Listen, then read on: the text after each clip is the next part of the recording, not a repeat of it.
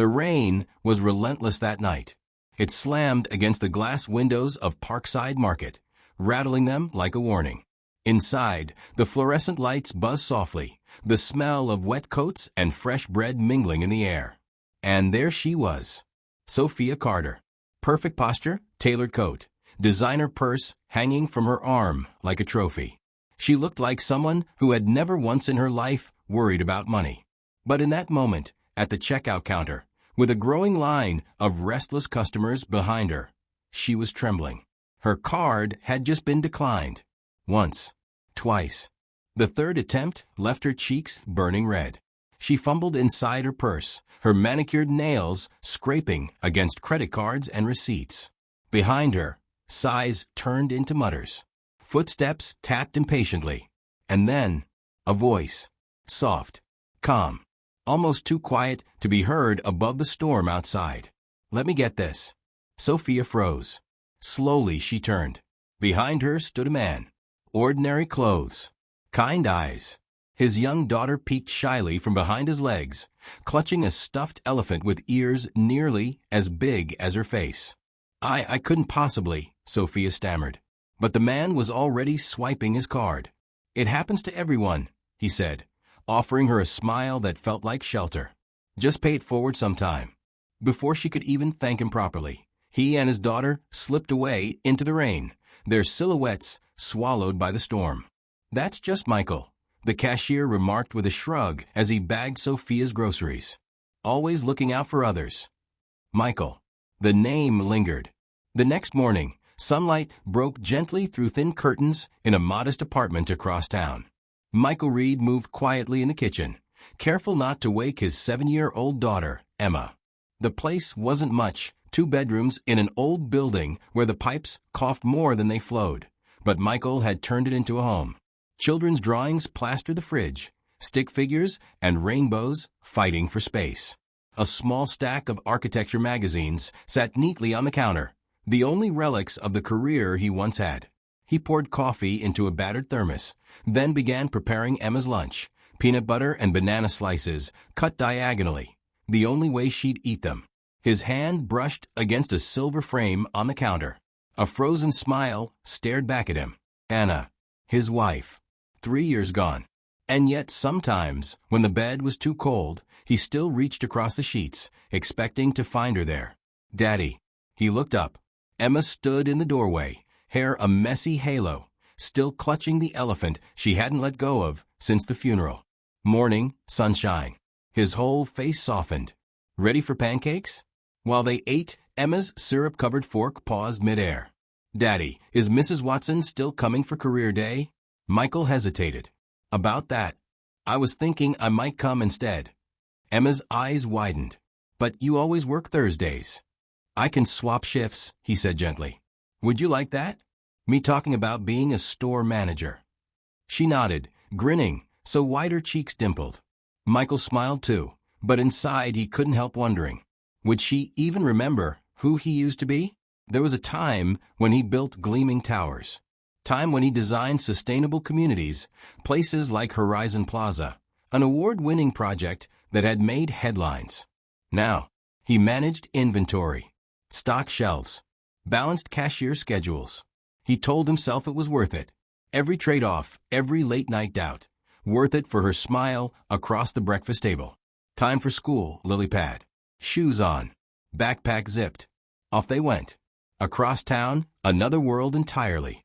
Sophia Carter's heels clicked against marble floors as she strode into the sleek glass headquarters of Carter Innovations. Employees straightened as she passed. She didn't look at them. At 36, she was a legend in the architectural tech world, pioneering software that reshaped sustainable design. From the corner office, the city skyline spread out before her. It should have felt thrilling. Instead, it felt hollow. Her assistant, John, hovered by the door. The board is waiting. Quarterly presentations. Also, the Maxwell project specs are on your tablet. Still missing the community integration elements you wanted. Sophia sighed, gathering her things. The Maxwell project. Supposed to be her passion project. Affordable housing for struggling neighborhoods. But the designs were cold, empty. like glass towers with no soul. The board meeting was the same as always. Profit margins, forecasts, expansion plans. She spoke with confidence, but inside, emptiness chewed at her. Her divorce had been finalized just weeks earlier. Daniel had called her brilliant but unreachable. Maybe he wasn't wrong. She'd been too busy building Carter innovations to notice their marriage unraveling. When the subject of Maxwell came up, Robert Hayes, the oldest board member, leaned back in his chair. 6 months behind schedule. Perhaps we should cut the community element and focus on commercial value. Sophia's voice cracked sharper than intended. The community element is the point. We're not just building structures. We're building lives. Robert smirked. Noble sentiment. But our shareholders expect returns, not experiments. Later, in her office, she opened her desk drawer. Inside lay a crumpled drawing. A rainbow. A crooked cat. Childish, but alive. Her thoughts drifted back to the rain, the checkout line, the quiet kindness of a stranger named Michael. Without thinking, she picked up her phone. "John," she said, "cancel my afternoon. There's a grocery store I need to visit." And that's where their worlds began to collide. A CEO searching for meaning. A widowed father hiding a forgotten brilliance. And a single act of kindness neither of them could forget. But what happens when the truth about who they are finally collides? Have you ever had a stranger's small act of kindness completely change your day, or even your life?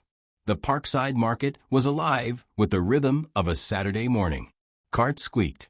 Children tugged at cereal boxes. The air smelled of fresh oranges and ground coffee. Sophia Carter walked through the automatic doors, her tailored navy blazer feeling strangely out of place among sweatshirts and sneakers. She tried to blend in, but there was no hiding who she was. People glanced twice, though not because they knew her name.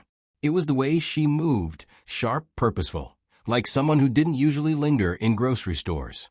She wasn't here for groceries. Her eyes scanned the aisles until she saw him. Michael Reed. Green apron, sleeves rolled to his forearms. Jeans, sneakers. His name badge catching the light.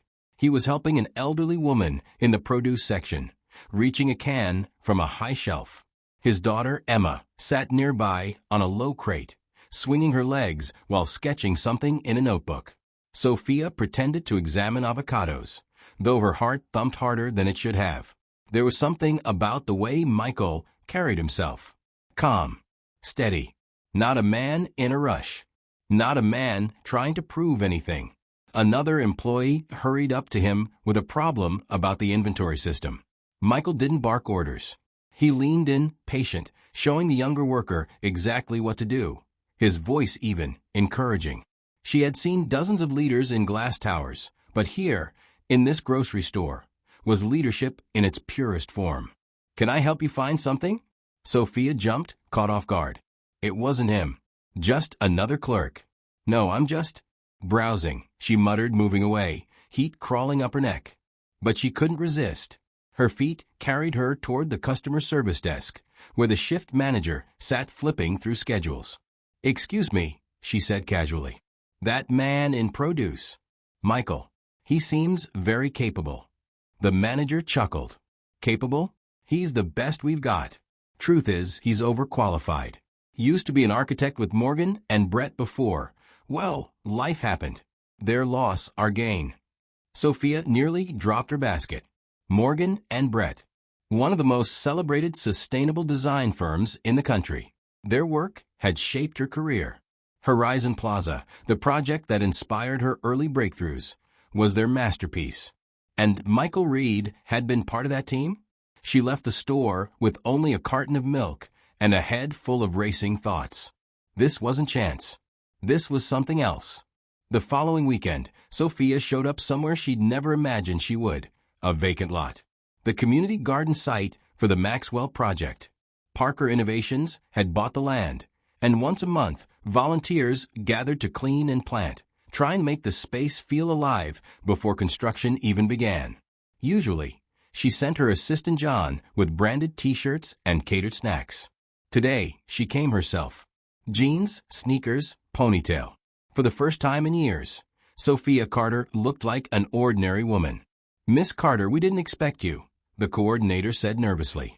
"Just Sophia today," she replied, pulling on a pair of gardening gloves. "Where do you need me?" She was crouched in the dirt, tugging at stubborn weeds, when she heard a voice. "Careful with those roots, Emma. They're babies. Handle them gently." Her breath caught. She looked up. Michael was kneeling in the soil just a few feet away, guiding his daughter's small hands as they placed seedlings into the ground. Emma's face was smudged with dirt, her laughter ringing like a bell as she patted the earth. Sophia's chest tightened. This was not the world she knew. And yet, she wanted to step into it. "Hello again," she said softly. Michael looked up. His brow furrowed at first, then recognition dawned. "The grocery store lady," he teased lightly, his smile tilting. "Sophia," she corrected, brushing dirt from her palms. "I never properly thanked you." "No thanks necessary." He gestured to the plants. "Didn't expect to see you here." "I work in construction," she lied smoothly, surprising herself with how easily it came. "This project caught my interest." Emma tugged at her father's sleeve. "Daddy, can I plant the purple flowers now?" "Go ahead, sweetheart. Remember what I showed you?" Michael turned back, introducing her with a grin. "This is Emma, my daughter, and my boss." Sophia knelt beside the little girl. "I like your rainbow drawing," she said, recalling the crumpled paper she had kept. Emma's face lit up. "I have better ones. I'm taking art classes now." Sophia laughed softly. "Art and gardening? You're a Renaissance woman." Emma giggled, not quite understanding, but beaming all the same. Michael watched them, a curious softness in his eyes. "Would you like some tea?" he asked after a moment, holding up a simple thermos. "Green tea with mint. Nothing fancy." Sophia hesitated. She was used to champagne at galas, not tea from a thermos. But something in his gesture felt more valuable than any five-star dinner invitation she'd ever received. She accepted. They sat on the edge of a planter, watching Emma carefully arrange her flowers. "This place needs more than pretty landscaping," Michael said, his voice thoughtful. "Families need spaces that actually work. Laundry rooms, study areas for kids, a kitchen where neighbors can cook when they're working double shifts." "You sound like you've thought about this," she remarked. He shrugged. "Old habits. Former architect." "Why former?" The question slipped out before she could stop it. His gaze drifted distant. "Life happens. Priorities change." He watched Emma for a long moment. His voice dropped lower. "Some blueprints matter more than buildings." Their conversation was cut short when the coordinator called everyone to lunch. As they walked toward the tables, Michael explained how he and Emma had been volunteering at community projects for the past year. "It started as something to keep us busy on weekends," he admitted. "Now it's our thing. Emma says we're making the world prettier." "She's right," Sophia murmured, watching the little girl proudly show another volunteer her row of flowers. "You're raising quite a human there." "I'm trying," Michael said quietly. "Her mother would have been better at it." There was no bitterness in his tone, no self-pity, just truth. Sophia's heart ached. She realized then Michael Reed was more than a man who once built towers. He was still building, just in ways most people would never see. That night, as Sophia washed dirt from her hands, she couldn't shake the thought. If someone like Michael, who'd lived both the brilliance of architecture and the reality of survival, helped design the Maxwell Project, it could become something real, something alive, not sterile, not hollow. Maybe this wasn't chance after all. Do you believe people meet for a reason, or is it all just coincidence? The fluorescent hum of Parkside Market filled the air one quiet Tuesday afternoon. Customers shuffled through the aisles, carts rattling over worn linoleum. Michael was restocking apples when the district manager walked in, this time with a guest. Sophia. But not in jeans, not in a ponytail. Today she wore a fitted black blazer, her hair swept neatly back, every inch the powerful executive. Michael nearly dropped an apple. "Michael," the manager said cheerfully, "this is Miss Carter. She's consulting with us on store redesign, sustainability upgrades, solar, refrigeration systems." I'd like you to work with her, given your background. Michael's stomach tightened. Coincidence? It felt far too neat. Still, he nodded politely. Of course. Sophia gave him a small smile. Shall we? They spent the afternoon walking through the store together. She asked sharp, technical questions, not the surface-level fluff he'd expected. Lighting efficiency, refrigeration output, customer flow. She knew her stuff, and to his surprise, she listened carefully to his answers. You know quite a lot about commercial infrastructure, Michael said finally, suspicion in his voice. For someone in construction. Sophia didn't blink. I specialize in sustainable integration, she said smoothly. Then she tilted her head. But your perspective is rare. You see things from both design and operation. Michael studied her. She wasn't telling him everything. He could feel it. But there was no arrogance in her, not here. Only curiosity. Why this store? He pressed.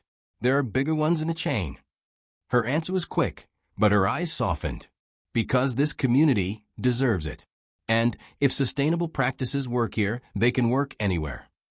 For a moment, Michael almost believed her. Over the next week, she returned. Again and again. Sometimes with questions. Sometimes with architectural journals tucked under her arm. Thought you might like this issue, she'd say casually, sliding a glossy magazine across the break room table. During lunch breaks, they sat together, their conversation stretching beyond fluorescent walls. She spoke about urban planning trends. He countered with sketches drawn hastily on scrap paper napkins. Emma often joined them after school, happily doodling beside her father while listening to their debates. One afternoon, as Michael explained a design adjustment, Sophia leaned forward, almost whispering, "You should present these ideas to your firm." Michael chuckled bitterly. "My firm? That was another life." "Then maybe you should present them yourself," she said quietly. "You still have the vision, and people need it." That night, Michael couldn't sleep. He dug through his closet until he found it, an old leather case, dust clinging to the corners. His portfolio. The next evening, when Sophia visited his apartment, Emma greeted her with paint on her hands. "Daddy's showing you the special books today," she announced proudly. Michael appeared with 2 mugs of mint tea, the same simple kind he always carried. His hands lingered on the leather case before he finally opened it. Inside were sketches, blueprints, renderings. Years of work. Sophia leaned over the table, her eyes wide. "These are breathtaking." He gave a small, almost embarrassed smile. "Not many people have seen them since." Anna. One page stopped her cold. Horizon Plaza. The very project that had once inspired her own career. "You," she whispered. "You worked on Horizon?"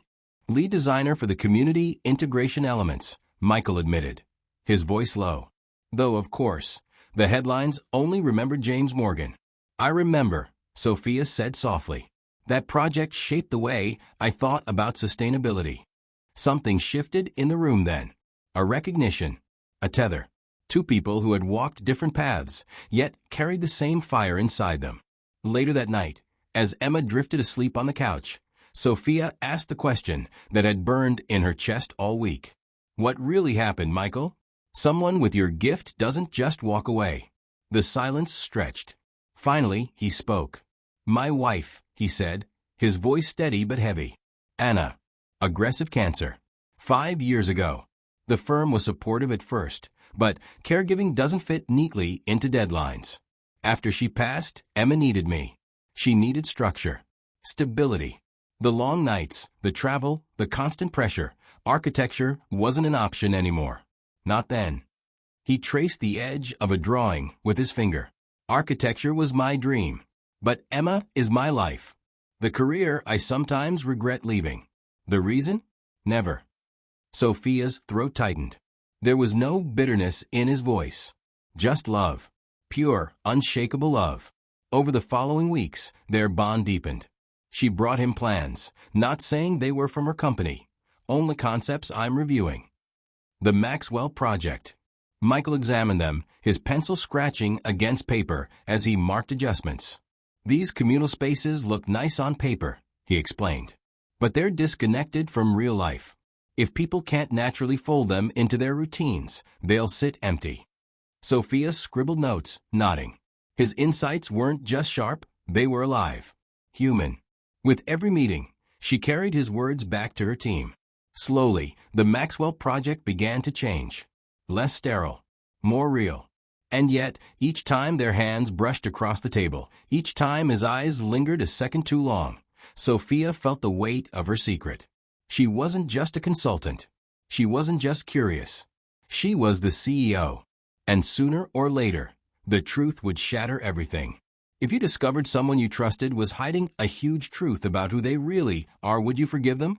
The boardroom was cold that morning. Not in temperature, though the air conditioner hummed faintly above, but in atmosphere. A wall of glass looked out over the city skyline, steel and glass towers piercing the pale sky. Sophia Carter stood at the head of a long oak table, the Maxwell Project files spread out in front of her. She felt the weight of every gaze. To her right sat Robert Hayes, arms folded, his expression carved from stone. Around him, other board members whispered quietly, flipping through the glossy reports her assistant had prepared overnight. The meeting hadn't even started, and already she could feel the tension rising like a tide. "Miss Carter," Robert finally said, voice dripping with condescension. "Your project is 6 months behind schedule.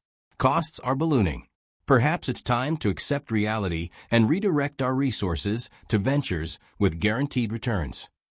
Sophia straightened her shoulders. Her voice cut through the air. "Our shareholders invested in innovation. And innovation means more than cutting costs. It means building something that lasts. Not just environmentally sustainable, but socially sustainable. Communities people actually want to live in." Robert smirked. Noble rhetoric. But noble rhetoric doesn't pay dividends. The silence was sharp. And then she took a breath. "Before you vote, I'd like to introduce someone." She gestured toward the visitors section at the back of the room. Every head turned. Michael Reed stood there. Suit jacket, pressed shirt, awkward in corporate attire, but steady. His hands were clasped loosely in front of him, as though grounding himself. Robert's brow shot up. "The Horizon Plaza, Michael Reed? I thought you'd vanished from a field." "I did," Michael admitted calmly, stepping forward. "Which gives me a unique perspective now." Sophia's chest tightened. He hadn't said a word to her all morning, not since she'd confessed the night before who she really was. His face had been unreadable when she told him, "I'm not just a consultant. I'm the CEO. The Maxwell Project is mine." He'd looked at her like a stranger. And yet, here he was. Michael stopped beside the screen at the front of the room. "Parker Innovations is right," he began. "The Maxwell Project has potential. But the current approach still reflects a top-down philosophy." He tapped the screen, revealing alternate renderings, designs Sophia had never seen before. He must have worked all night. "By reorienting these elements," he continued, his voice calm but firm, "we reduce costs by 15% while increasing community functionality." The board members leaned forward. Pens scribbled against paper. For the first time all morning, eyes lit with interest. "These laundry facilities," he pointed, "aren't just utility. Combine them with study spaces, and they become natural hubs. Parents can do chores while supervising homework. The community kitchen? It doubles as a vocational training space. That's how you create spaces people will actually use." Sophia watched, her chest swelling with both pride and guilt. This man, who had every reason to hate her right now, was saving her project. Robert leaned back in his chair, unimpressed. "Impressive vision, Mr. Reed. But you're a grocery store manager now, aren't you? How exactly does that qualify you to advise on a multi-million-dollar development?" The room went still. Sophia opened her mouth, but Michael raised his hand slightly, silencing her. "I chose that path," he said evenly. "My wife passed away 5 years ago. My daughter needed stability more than she needed her father chasing deadlines. So yes, I run a grocery store now. But I also live in the very communities you're designing for. I see the struggles every day. Parents balancing 2 jobs. Seniors choosing between medication and food. Teenagers looking for safe places after school. I'm not imagining what people might need. I'm telling you what they do need. Because I live it. The boardroom was silent. One woman, a mother herself, spoke first. The childcare integration is brilliant. That alone would address a huge gap. Another director added, and the phase construction reduces upfront risk. It's smart. Sophia exhaled slowly. The tide was shifting. Robert scowled, sensing his grip slipping. You can't build a company on community experiments, he sneered. Michael's gaze was steady. You can build a future on them. When the vote was cast, the decision was clear. The Maxwell project would move forward, with Michael's modifications at its core. The meeting adjourned. Board members filed out, murmuring with renewed energy. Sophia gathered her papers slowly, her hands trembling just slightly. Michael stood at the door, his expression unreadable. You saved it, she said softly when they were finally alone. I saved it for the community, he replied, his voice formal. Not for you. Her throat tightened. I know. And I owe you an apology for everything. I should have told you from the beginning. He slipped his sketches back into his folder. If you wanted my insights, you should have hired me. Given me credit. Instead, you lied. Was this all just a game to you? Playing at being someone else? No, she whispered. I wanted to be seen. Not as a CEO. Just as me. He paused at the door. For a moment, something flickered in his eyes. Hurt? Yes.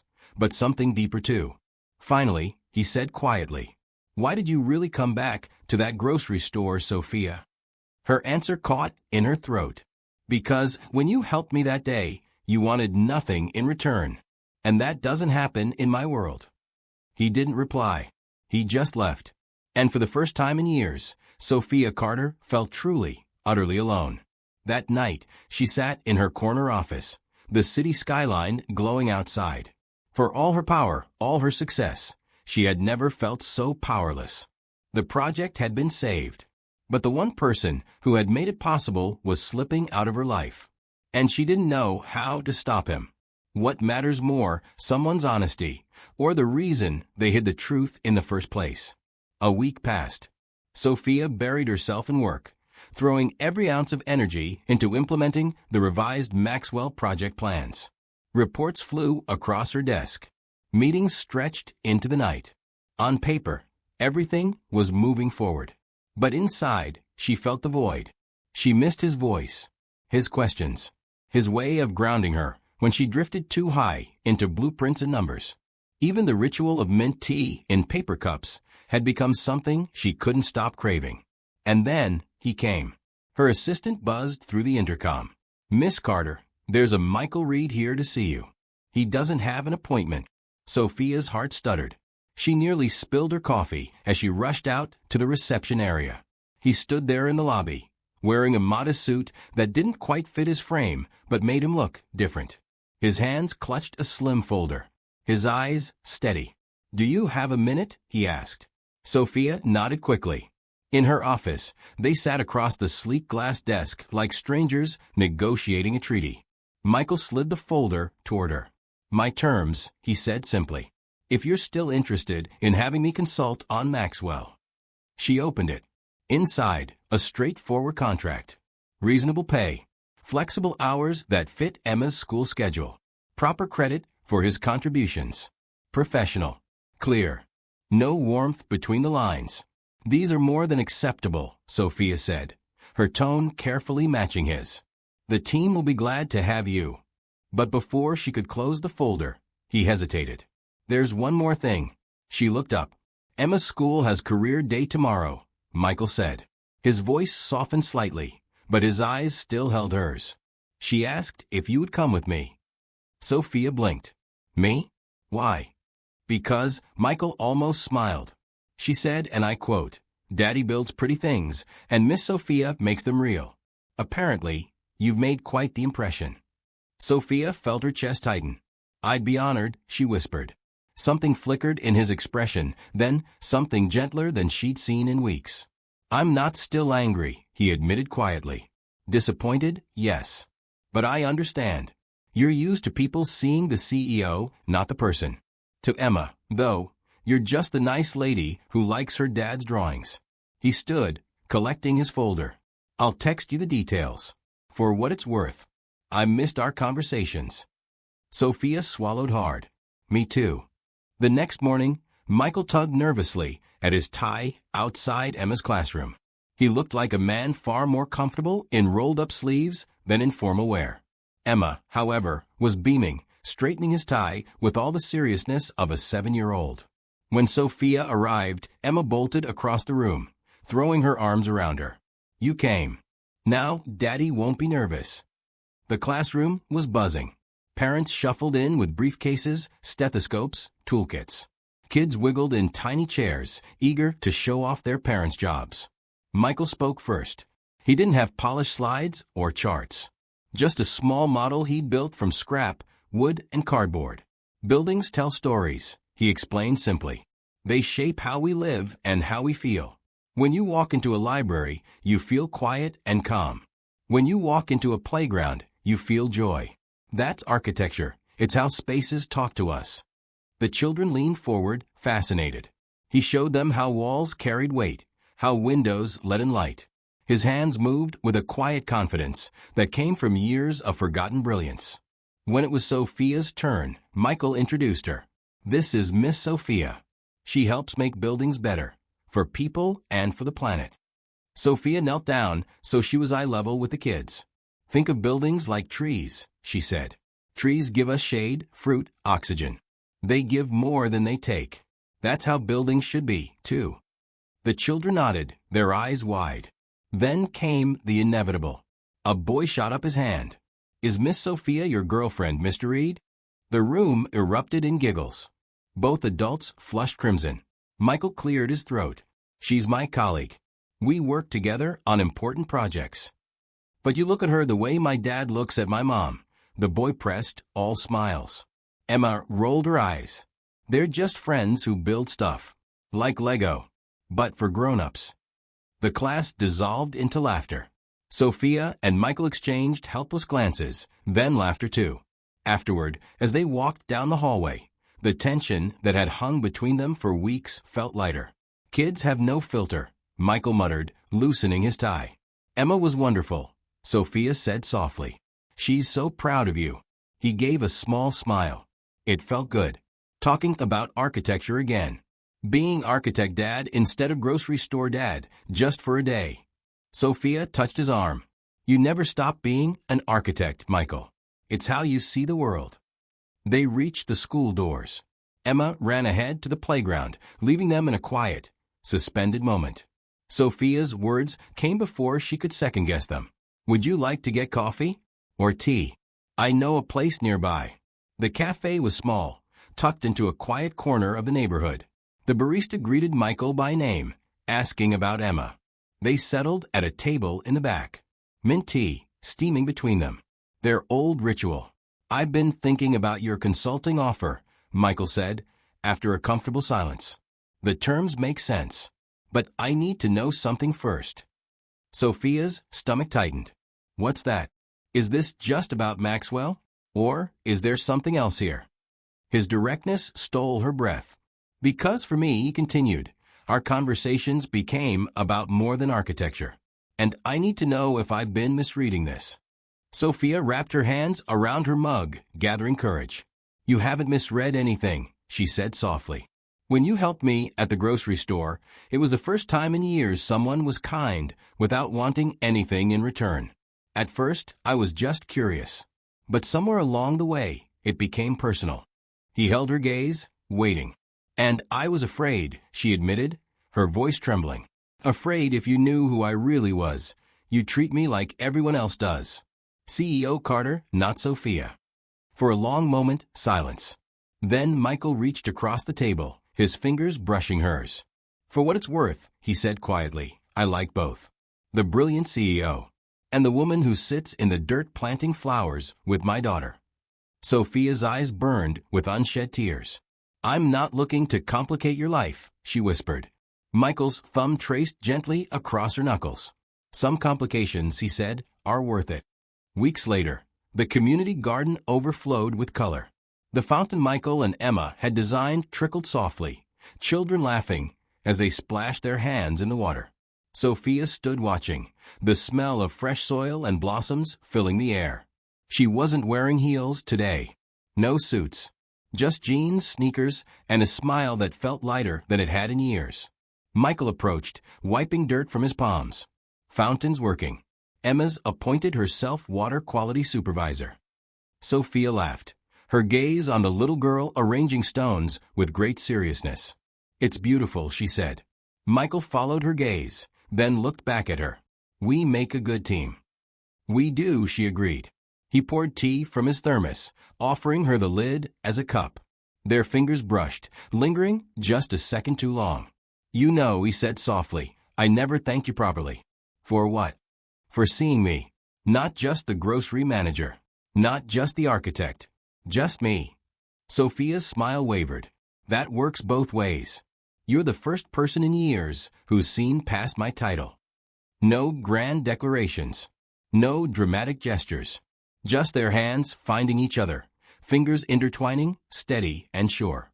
Some foundations take time to set properly," Michael murmured, the architect in him finding the perfect metaphor.